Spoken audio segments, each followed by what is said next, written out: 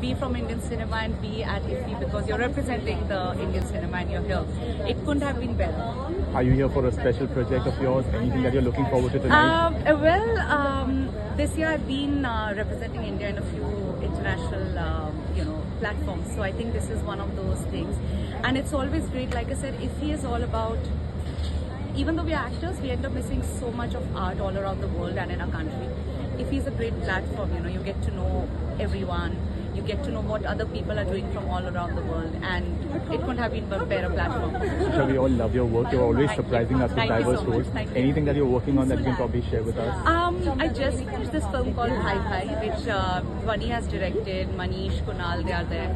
It's a really nice film, it's amazing. We just finished our second schedule in London and now the third one, Abhi 10 Din Bacha Hai Bas. That's a film which is releasing next year, and then next year the series that I've been talking about, the international series, that'll start. So now I'll be more in India and internationally. It's nice. One message to all the fans: how important are film festivals like IFFI? What do they bring to the table?